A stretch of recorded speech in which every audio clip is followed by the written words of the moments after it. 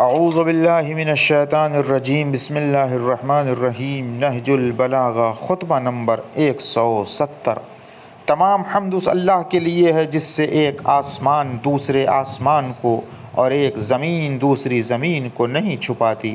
اسی خطبے کے ذیل میں فرماتے ہیں کہ مجھ سے ایک کہنے والے نے کہا، اے ابو طالب کے بیٹے، آپ تو اس خلافت پر للچائے ہوئے ہیں۔ تو میں نے کہا کہ خدا کی قسم تم اس پر کہیں زیادہ حریص ہو اور اس منصب کی اہلیت سے دور ہو، اور میں اس کا اہل اور پیغمبر سے نزدیک تر ہوں۔ میں نے تو اپنا حق طلب کیا ہے اور تم میرے اور میرے حق کے درمیان حائل ہو جاتے ہو،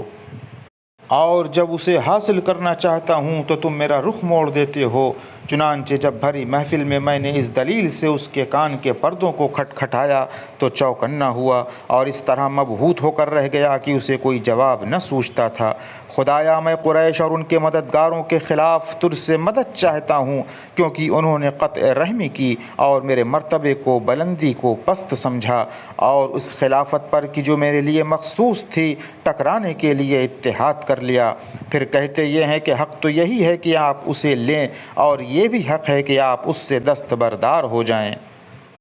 اس خطبے کا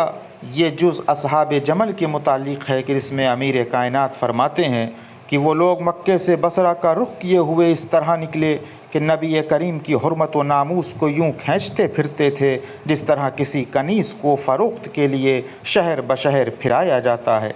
ان دونوں نے اپنی بیویوں کو تو گھروں میں روک رکھا تھا اور نبی کریم کی بیوی کو اپنے اور دوسروں کے سامنے لے آئے تھے، ایک ایسے لشکر میں کہ جس کا ایک ایک فرد میری اطاعت تسلیم کیے ہوئے تھا اور برضا اور رغبت میری بیعت کر چکا تھا۔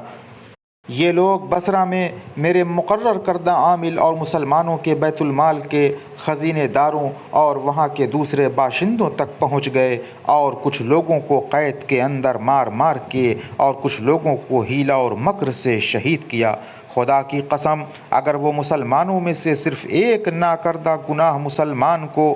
عمداً قتل کرتے تو بھی میرے لیے جائز ہوتا کہ میں اس تمام لشکر کو قتل کر دوں، کیونکہ وہ موجود تھے اور انہوں نے نہ تو اسے برا سمجھا اور نہ زبان اور ہاتھ سے اس کی روک تھام کی، چہ جائے کہ انہوں نے مسلمانوں کے اتنے آدمی قتل کر دیے جتنی تعداد خود ان کے لشکر کی تھی جسے لے کر ان پر چڑھ دوڑے تھے۔ وآخر دعوانا ان الحمد للہ رب العالمین۔